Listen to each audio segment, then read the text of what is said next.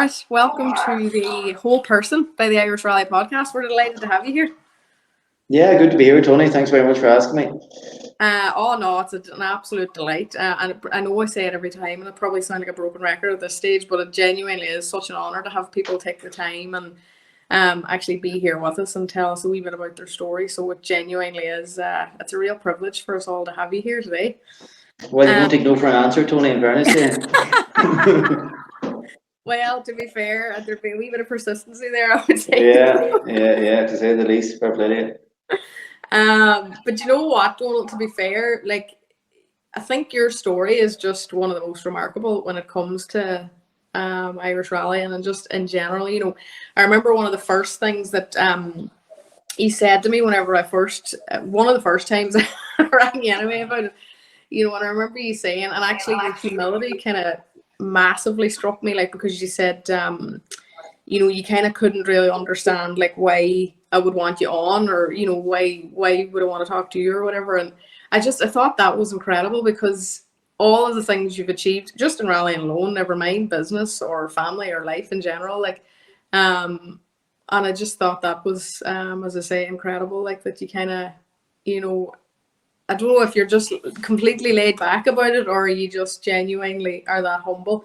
But is that something you've always had, Donal, that kind of humility? Well, I don't know, humble. Like, as I said to you, Tony, like, I was very fortunate to be best friends with an unbelievable rally driver, you know, and and that really is why I got the success, and for that reason only. So, you know, it developed to be a reasonable navigator over a period of time with Manus's patience. But listen, it was, you know, I don't see it as a huge thing to, you know, why would you not be humble? Like, yes, we had success later in our rallying careers, which was amazing to get, but, you know, that shouldn't change you as a person or your outlook in life.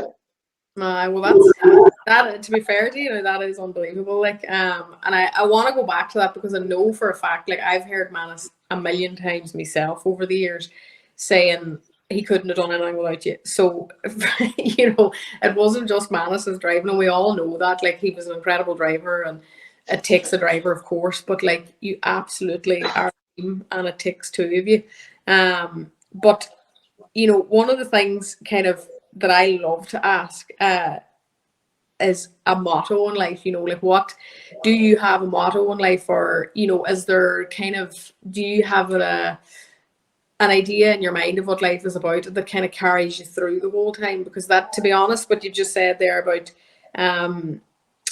you know, having success shouldn't change as a person, like, and I completely agree with that. But I suppose not everybody would behave in that way at the same time. So I'm wondering, is there a motto or something that kept you grounded over the years? Well, I don't know about being kept grounded, Tony. You know, I look after the under 12 Gaelic team, and we had a game away in Lifford last night, and I was just, my motto with them is that, you know, give it everything you can, work as hard as you can, and be honest to yourself, and then there's nothing else you can do in life. And I suppose that goes across all functions of life, and you can't ask for anything else when everybody gives it their all. No, and that's fact. Like, you know, once you can trust yourself and you know that you've given absolutely everything, you truly can kind of go to bed and sleep easy at night when you've done that. Well, that's it. Everyone will make mistakes. Like, sure, you know, nobody's perfect, and you'll make mistakes in everything you do in life. But obviously, you take learnings from them. But I suppose that the main thing is that once you give it your all, sure, you know, nobody can give out to you then. Exactly, you can trust that. And would you find, you know, that you're able to not give out to yourself? Because I suppose a lot of people would say their worst, and, you know, their worst critic is themselves. Like, that's the inner critic. That's kind of the big one. Like, and would you find that, all right, nobody else can give out to you, but would you find that you're able to kind of not give out to yourself at that point too? Well, I think you have to challenge yourself, and, you know, keep pushing yourself. And sure, the wee demons in your head are always telling you to go and do different things, or push yourself more, or give out to you about doing something stupid. But sure, I suppose everybody has those. Mm-hmm. That's true too. And come here, you mentioned the young fellas there in the under 12s Gaelic. It just is kind of making me think, obviously, about as you as a kid and stuff as well. And one of the major kind of points of starting from here on this podcast is always kind of childhood and what life was like for you at the start. Can you tell us a wee bit about yourself, or like what you can remember of young Donal? Yeah, well, a very happy childhood, a mad sporting household, and apart from rallying, nobody, I'm the youngest of six, and nobody was into rallying. All football, Gaelic and soccer and golf, mad house for sport. And yeah, Mammy's boys from Downings, there's one of 15, they're mad GA and golf house, and Daddy's one of 10, and they were mad football. And been the youngest of six here, going to matches all over the county as a young fella. So yeah, no rallying at all. When I was growing up, none at all. The Gary Gord stage when they were around the bottom of the lane, and the triangle is about 500 meters from the bottom of the lane. I used to go over and watch that every year as a young fella. So that was my rally. And is that the moment like that your appreciation for it or your graph for it was sparked, or was it later years? No, it was later. The Freelys, Joe Freely, who would have sat on was Angus Hunter, Neiman Harvey. So they're neighbours of mine, but neighbours being 2 fields away out where we live. So I used to go up and down through the field to their house and wreck about at cars. And I suppose I got the interest initially through them. I used to go and watch the rally with Colin Freel most years as a young fella. And yeah, and then I started when I was at the regional college in Letterkenny. I started working. I was cleaning cars for Jerry McMahon and Colin Freeland at the side of Harris's there, and then I became friendly with Paul, and yeah, I probably kind of took off from there really in the later years. That's that because you can fully see the trajectory there. Like, did you find driving the cars great, Donal? Like, was that what you loved in the end up, or did you even just love sitting on with the boys messing about? I never really had a car growing up. When I was old enough, I used to beg Daddy to get his car on a Saturday night. I never really drank because I like driving more than drinking when I was growing up. I like touring about, but yeah. Then when we got into it, then I went to London. Manus came to London. I knew Manus well from his younger years. My uncle was a guard in Churchill, and his 2 sons, Martin and Shane Sweeney, were friendly with Manus, so I knew him through teenage years. And then Manus' wife Bernie, I was at college or at school in Milford with her, same class as her. So I went to London, he went to London to be a nurse, and we started playing football together over there and became very friendly. So that's how that initially came about. He came back then and started driving the twin cam, and I came back and we did a couple of rallies where I drove and he sat on, but I very quickly realised that it would be better swapping seats. So, yeah. And what made you realise that? I like driving, but I wasn't very good at it. So. Is that what it was? Like you were just like, ah, jeepers, no, that's too. I'm not quick enough. Or was it a case of like actually, I enjoy sitting on and being the guide as well? Well, being honest, I enjoyed the crack with Manus. Like, we had great crack, and anybody knew him heading away, you had great crack. So as long as I was away and having the crack, I didn't really care. But obviously, sitting in the passenger seat was more advantageous if we were going to win anything. So, and me not driving. So. And how then did the family kind of react to that or support that, or were they 110% behind you? Or were there any worries about it? Well, I suppose you were older then, Tony. So you're in your. I sat in the first rally car in 2005 with Paul Harris and Claire. When we rolled down the road in the second stage and wrecked his 2-door Impreza at the time, and then I sat on with him again in Donegal Harvest in 2006, I think it was. It was the year Donny was out in the 12B for the first time, and he won it and we were second in it. And then I sat on with Manus in 2007. I bought an Evo because I thought I would drive it, and then I never drove it at all. He drove it and I sat on, and I remember going down to Galway in 2007 and we were number 164 or something. We went down and did the recce and didn't know if we were going to get in or not, and we eventually got in, and we finished second. The national, Brian Brogan and Joe Freed, actually my neighbour, beat us. They won the national, we were second in it, and then we did a couple more rallies in the Evo then, and then he was building an Escort, so we did Donegal and the Escort for the first time in 2007 then, yeah. But I mean, even whenever you list off those names, don't like there weren't you sat on with a fair few names even from the beginning. Like I mean, Paul Harris was no, he was no Oh, dozer. well, me and Paul became very friendly, and when I was in London working, he used to try and gather a few pound sponsorship for him, so it was like a thank you, him taking me to Clare for a bit of crack, and unfortunately, he wrecked his car. Now, it wasn't a bad note, I have to clarify that. Just put that out there. and, and then we did the harvest then and the Corolla in 2006, yeah. So, yeah, no, I don't know what value added that time, because he was at such a high level. I think in the harvest that year, he probably knew Atlantic Drive and Killdrum and Glen and Fanet quite well. So he was descriptive notes as well. So it was, yeah, but bit of a baptism of fire. They're a big area, to be fair, aren't they? Yeah, I was happy that Kelly was in numbered anyway. Because I remember the time I was actually trying to decide what way I would go, and I remember it was James Collin was running through it with us, like, and just like it honestly took me such a long time to just try and decipher what all these words meant, which is crazy, like when you think about it. So for you to jump in and start doing them immediately, I mean, that's mad stuff altogether. Yeah, but again, I don't know how far ahead or far behind it was Paul Harris at the time, but probably behind. But anyway, we go through. It was nice for Paul to come second in the harvest that year. So yeah, very, very talented driver. Like obviously unlucky in '96, was it, or '97, when Michael beat him in Donegal into second, and him in a legacy that wouldn't have been near the level of those other cars at the time. And then obviously to be national champion in 2000, was it? Yeah, whatever year it was, he was national champion then in the press. And a very talented man.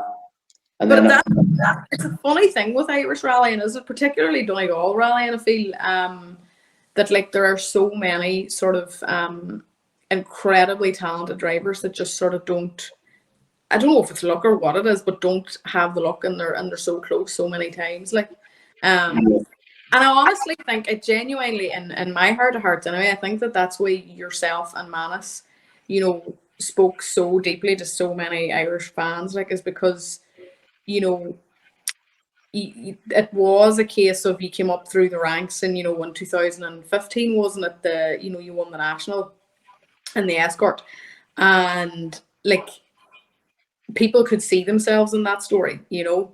And for the first time, I suppose, in a long, long time, Donegal drivers were up at the top, and they were absolutely like able to win events. And then he's went on to do it so many times, I suppose, that was the major thing, you know, for an awful lot well, of I think people, even for Paul at that time. say it again, sorry, Tony. I would imagine even for the likes of Paul Harris at that time, you know, that like he was able to see what you did, and kind of, you know, you did it for him almost to a certain extent, if that makes any sense. Like, Yeah, well, sure. Paul was a huge part of our team, along with other lads there. And Paul and Seamus started did gravel for us, and they were invaluable. Like Paul's experience was unbelievable, and they were waiting at the end of every stage, making sure we were okay. But for Paul to be doing your gravel notes was a huge bonus to us. But back to your point about Manus, was the fact he started off in the Corolla and then worked up and then into the Escort. And I think people could see the talent in him, especially in the downturn when he didn't have a car then, and then we were hiring cars to go to Donegal, like 2013, was it? 2012, Declan Boyle beat us in the last stage. 2013, we were having a great battle with Gary McPhillips and Paul Sheridan. mm-hmm. They were actually staying with me that weekend, Gary and Paul. They were staying in my house, and we had a great battle. And then 2014, obviously with the huge accident, and Rodney Wilson's car, who we were hiring in Garton. So then I think people seen, you know, that he was trying, and then obviously to win the national sure was like all we ever thought about winning, Tony, was the national, and trying to win it. We never even thought about the international. So yeah, the national was an amazing experience that time. I know, and I can imagine. And I mean, like, for a guy that wasn't that into rallying, or, you know, your family wasn't that into rallying, or you didn't come up through the ranks in terms of rally family, like, that must have just been such a mad experience for you when you think back to golf and GAA, you know, the difference between the two. Aye, it's a wee bit more high octane in fairness, compared to golf, especially. Yeah. I suppose there's plenty of people that come up and don't grow up in rallying, but develop a liking for it over years. So yeah, as I say, the main thing was that you're going away with Manus at weekends and having the crack, and Aye. everything else was a bonus. And it all shined through. That's one of the things that is one of the things that I would love to try and figure out. And it's probably where this whole um, podcast idea came from, is trying to figure out, what came first. Because your story to me is so interesting, the fact that you didn't grow up in a rallying household and then you found it, you fell in love with it, and you stayed with it for a long time. And I know it was a lot to do with the crack and the relationship that you had with Manus, but yeah, like it's a pretty difficult sport to be in if you didn't have some sort of love for it, or like deep sort of connection to it. And like I often some may call me sad, but a lot of the time I spend like time wondering like what comes first. Is the rallying naturally built to the likes of yourself, and you were always going to find it no matter where or when, or you know, is it the type of person that you are naturally, and then rallying just sort of slotted in to the type of personality you have? So basically, it's kind of like a chicken and an egg question. Like I always wonder what comes first. Does rallying end up making us into who we are, or do we find rallying because of the type of personality we have? What do Well, I you would think? say I found rallying based on the people that, number one, initially I was living close by to, and then where I was working, and the friendships I developed that were into rallying. I'd say that for me, that was it. It wasn't that, rallying came first. It came through the friendships that I had, and developed from there, really. Aye. And do you think the fact that rallying kind of, didn't come first in terms of like it didn't become your whole world, do you think is that what added to your success? And say even just keeping the humility, like with that you didn't get too hung up on anything and you were there with Manus for the crack all the time, and that's kind of what kept you um enjoying it so much, and therefore not getting carried away with anything that was going right or wrong. Yeah, well, I suppose back to my point at the start, Tony, I was very lucky that Manus was a very good driver. Like, I was never in a situation that I was very friendly with somebody and we were running 100 on the road, and that would really test your love for rallying. Aye. It's easy for me, because he was so talented, that we were well up all the time, and that made it a lot easier to enjoy it, and to go out knowing that you're going to be competitive at some level. So I would say the people further down the field are the people who have that real love and that real passion for it, that just keep going and going and going. Aye.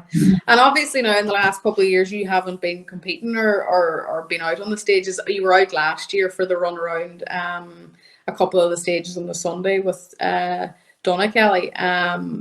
Do you miss it at all, Donal? Uh, well, I miss Manus, obviously. That's, first and foremost, and everything that brought with it.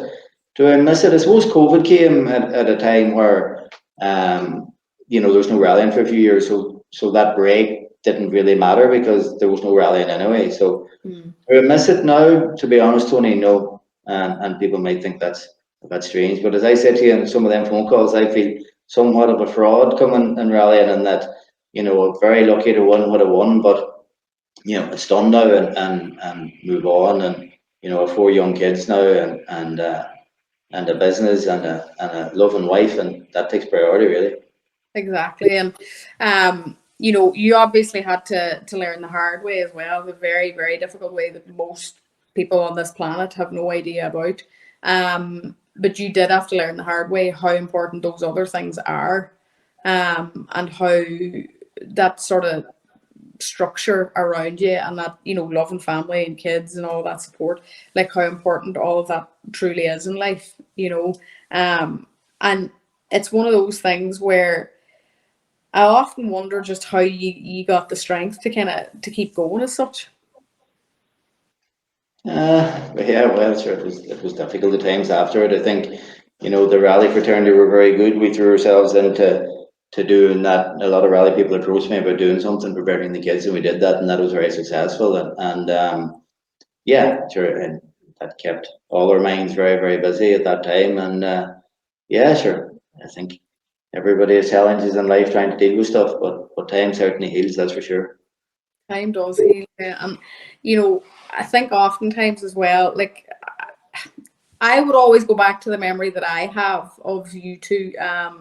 I was very, very fortunate in the years that yourself and Manus were winning, that I actually was working at the time on the media side of things, and I saw you at the ramp at the end of 2015 with the national, and I was actually so lucky to be at the end of Fanad whenever the two of you came off and had that half second winning title. But I remember following you back, and I don't know how it happened, but I ended up being directly behind the two of you on the way back to Letterkenny.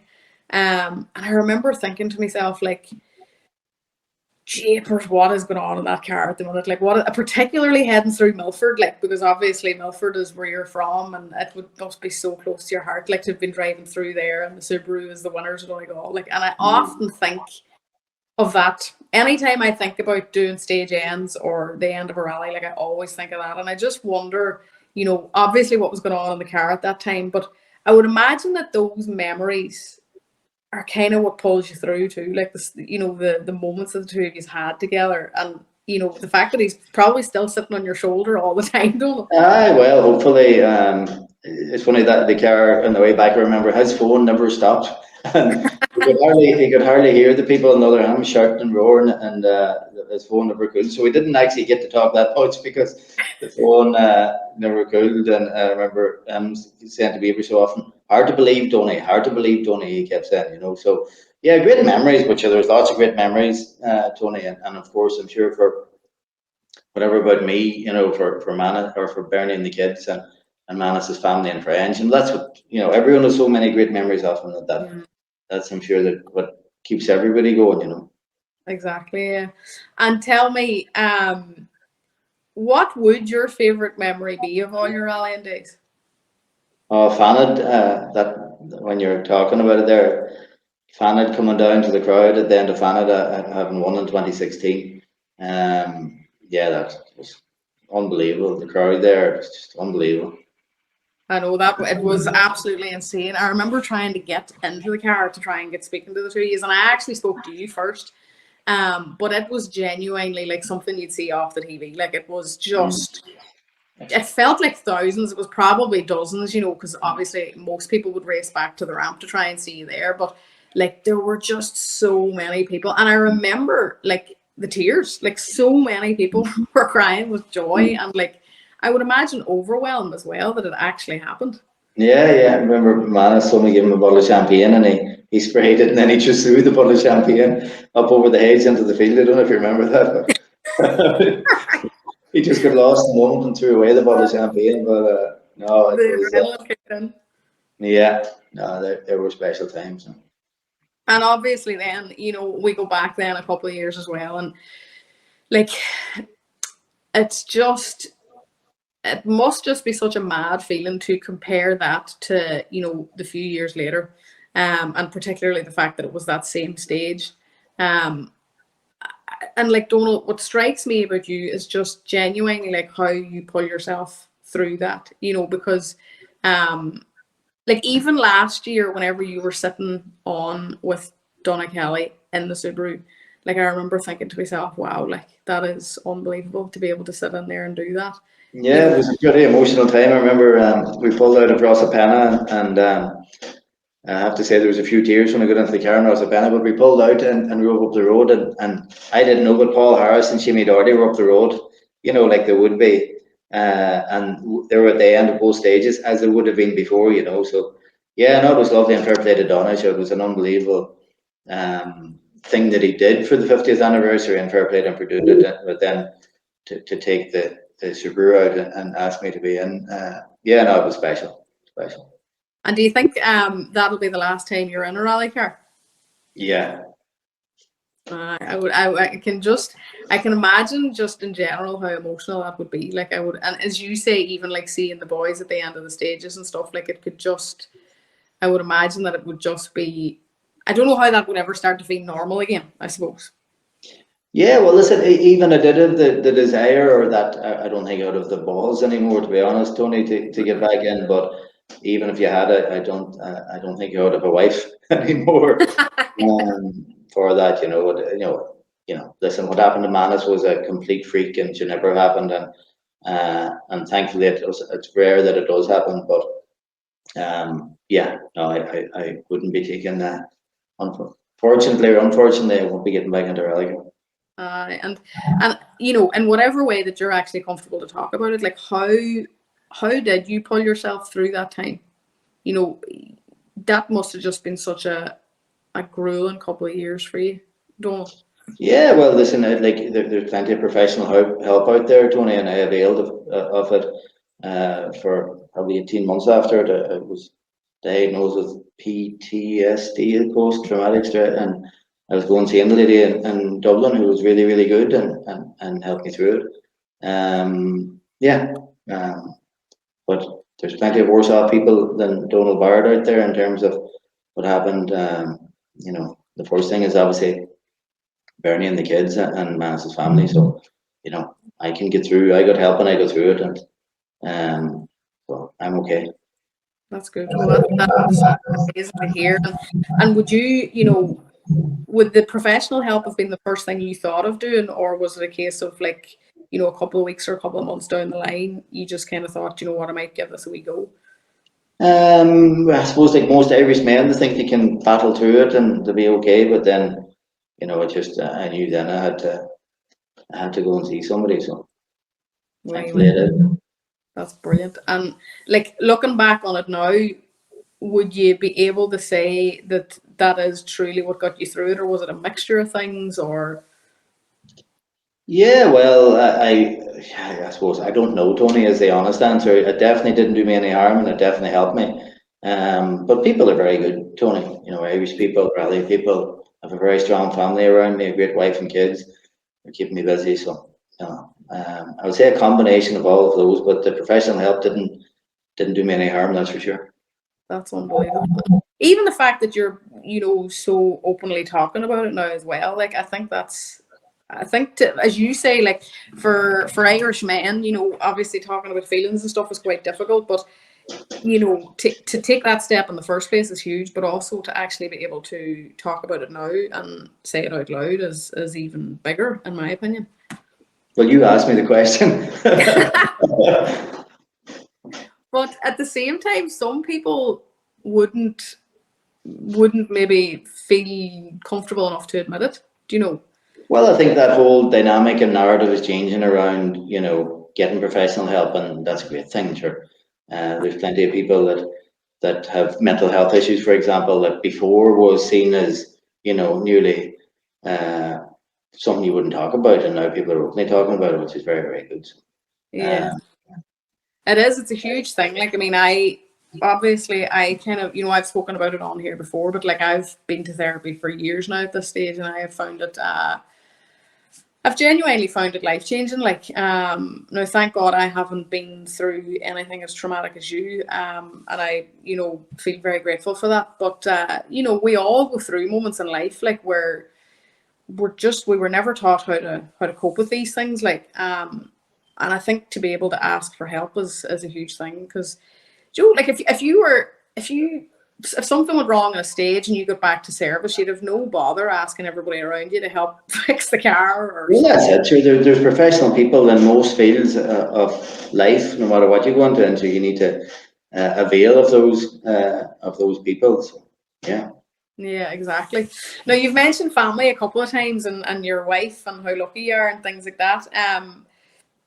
Do they just take centre now between that and the business, Donal? Your full flight into I was going to say soccer coaching, but it's Gaelic coaching. I'm thinking of my own nieces and nephews in America. Yeah, well, all sport, as long as they're playing any sport, sure, it's great, no matter what they play. But I look after the Gaelic team, the young fella plays soccer as well. But sure, as long as they're playing something, yeah, no, sure. Like I have an 11-year-old, 9-year-old, 7-year-old, and 2-year-old. So that's a busy house, and we moved up. I came back from London in 2001 to Dublin, and a good thing from COVID was that we came up here with a house up here, And we came up in the lockdown, and they thought, because we never thought we could move up from Dublin, and then we never heard of Microsoft Teams or Zoom or any of that before, and then that allows you. I'm now in a little satellite office we have in Melford here. There's 5 lads out there who work in the satellite office, and I work out of it on a Monday and a Friday, and go down to Dublin usually on a Tuesday and up on a Thursday. It's way too nice, which works out fine. So yeah, no, it's great. Great support network up here for the kids, and it's a great upbringing in Donegal. So nothing wrong with Dublin, but it's a great upbringing in Donegal. Donegal is different, isn't it? Like, it's just a completely different way of life. Like, do you find it? I would say you wouldn't change it for the world because it is a different way of life. But do you find it difficult making the commute every week? Not too bad. I leave the house about 5:15 on a Tuesday morning and head down. You'd be in Dublin in good time, and then I usually leave about 3 o'clock on a Thursday, and I'll be home in reasonable time. So, no, I don't really mind it, Tony. To be honest with you, I don't It's mind nice. driving. It's nice sometimes, I feel, Donald, to get the separation, because I would work in Dublin quite a bit, and I feel like whenever I come back into Donegal, I can literally feel myself exhale. That sigh of relief comes in, like, where you just feel like you're home. But I do love getting away to Dublin to work, and I love, I suppose I just love having the, you know, in Dublin, you kind of, this is your work life, and in Donegal, this is where you get to relax. Do you find you have that as well? Aye, well, we were fortunate. We lived in Castleknock in Dublin, and it's a great community there. And you know, we're involved in a local GA club and local sports teams. And you know, there's a great. So it's, you know, until the kids start going to school, you know, you kind of, we were living there and didn't really know anybody, and then the kids go to school, and you know most people, and it's like a little village within a city. So you have those communities within cities, but I think, you know, in Donegal, where everybody knows everyone, and plus we have so many family around us that will help with babysitting. It's just a lot slower, and you know, we definitely like it anyway. And did you find that transition then, whenever you came from sort of Dublin and that busyness and that, you know, sense of community, then to Donegal, or did you find that because you, as you mentioned before, like, you have such a, you know, a tight knit family and there's plenty of them and stuff, that you were able to slot back in? No, we were up a lot of weekends anyway, and up in the summers because we had a house up here, so we're up that much anyway. It wasn't like we're moving to Cork and didn't know anybody, you know. It was just moving up and just slotting back in, and in many ways, whether you live in Dublin or Donegal, it's similar. Kids get up, go to school, come back, homework, dinner, and running off, taking them places. So that dynamic doesn't change that much. It's just a bit slower. Aye. And in terms of being in Donegal now, Donal, do you find it, like, how do you busy yourself the weekend of the Donegal Rally now, or what do you like? Do you find yourself having to distract yourself, or do you find yourself able to go there, or can you basically, you know, we know Donegal Rally, the whole county gets immersed in it, and it's very hard to avoid rallying or not be involved in it in some way, shape, or form. And I wonder then, you know, with June coming in here, like, how does living in Donegal slot into that for you now? Well, grand last year. My friends that I ran around with years ago, Paul Doherty and Martin, Hugh Call and the lads, I just went and watched it on the Friday and the Saturday with them. I was doing the thing on the Sunday with Donna, but this year will be the same. I'll just go with the lads and put on. Well, it doesn't look like we'll need wellies this year, but usually fire on the wellies and walk up through fields and go and watch the rally like everybody else. So that's what I did last year, and I'm sure that's what we'll do this year. And do you enjoy watching, Donal? Because that's one thing I have never been able to do since I sat in a rally car. I've never been able to actually enjoy watching them. Certain parts of it. We went a bit at the end of Cairn Hill last year, and up past where McRae went backwards in the metro that year, up past that, and it's all flat up over Jumpson. It's like a 2 left, 2 right up over a crest, and my God, I was standing there, and the first 2 came up and actually stepped back. I was thinking, these boys are headers altogether. You know, so yeah, no, it's I don't mind when I'm watching. You know, like, I'll go and watch Donegal, I'll go and watch the Harvest, but like, I wouldn't have that desire to go down the country watching it. You know. Yeah. And do any of the kids have any interest in it? No, none. They're all into the. They're all. Well, 3 girls and a boy, so probably the boy is the eldest now. He's just football mad, Gaelic and soccer mad. Unbelievable. No. And again, one of the first times we spoke, I remember you saying that like rallying like was never, and you said it already here, but like rallying was never your first sport, like all the rest of them. Like between the golf and the Gaelic, like that's kind of what stuck out to you. Have you ever any notions of getting back involved with Gaelic or anything at a playing level? You know, where you can Oh kind of. Jesus, I'm 47 now in September, Tony. I think the playing is well gone. We no, I enjoy help coaching and look after the under 12 team, as I said, and enjoy that. We train on a Monday and a Friday, and we have games either on a Monday or Friday. So no, it's great. You know, love working with the young fellas there, and yeah, that takes up a lot of my time.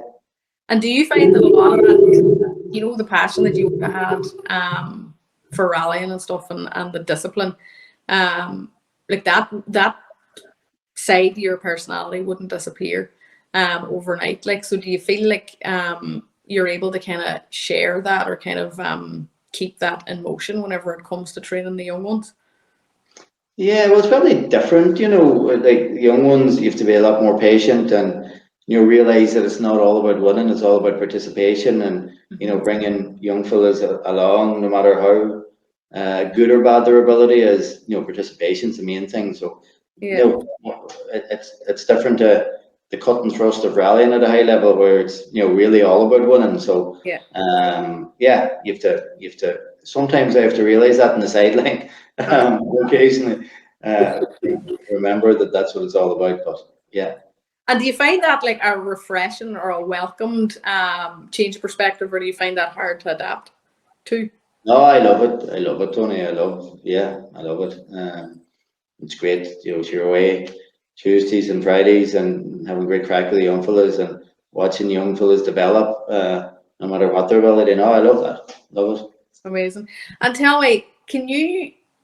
This is always such a hard question for people, but can you pinpoint, say, even your top three, but even if you have one, like a favorite memory in life, a moment that you would go back to in a heartbeat? Favorite memory in life? Yes, that's a good one, Tony. You didn't tell me you were going to ask that one. Or a moment that you would just go back to in a heartbeat, like, and it could be any moment. It doesn't have to be sporting or anything, like, but it's just one of those moments that you feel you're either wildly grateful for or it kind of shaped you as a person, maybe. Yeah, well, I suppose that there's different parts of your life. You know, you have sport in your pastime, and you have your family, and you know, the birth of your four children is definitely something that you know is hard to look past when you ask for favorite moments because you know they are the best moments. Aye. And I think that's what's funny. You know, a lot of the times in these conversations that I be having over the last couple of months, like, you know, rallying is very, very important to people, but it's oftentimes, you know, there are moments in life that obviously most moments in life seem to be bigger. You know, it is things like family or business or, you know, just bigger moments like that kind of stand out for people. Like Like, if you'd asked me about that in a sporting context, I would say Fanad in 2016 all day long. yeah. You know, take me back there, but you know, I suppose. There's more to life than sport, I suppose. That's why the family would come first. But yeah, And in terms of business, Donal, what would there be? Would you like what would be a big moment there, or a big memory, or kind of the most important moment for you? well, a big moment is I came back from London 2001, Tony. We managed to build up a reasonable good business in MCR. Myself and two other fellows are the directors of it, and we went through a process there, something similar to Donall Kelly and KN, and Donna has been really brilliant soundboard for us. Where we took an investment from a UK private equity company there and just closed it even a couple of weeks ago. So that's a big moment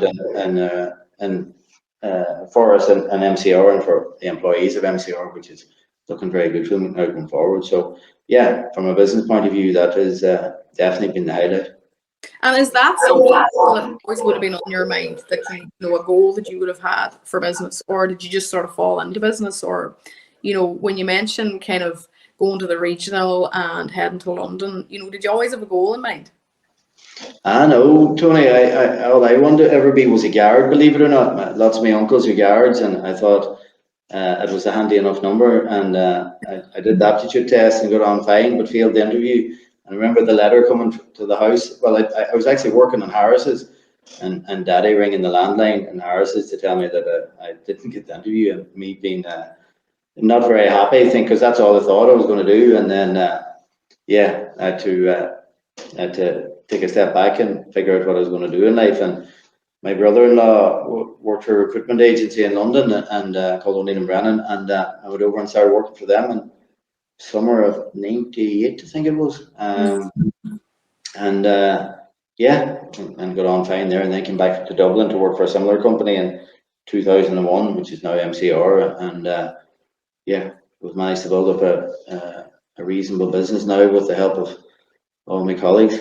Aye, and so what happens now then? You know, what's the next goal? Because you've obviously, like, you've reached so many pinnacles, don't like, you know, in your career and your sporting career and your family. Like, what particularly now that you have the company in such a sweet spot, like what's next on the horizon, or do you plan that far ahead?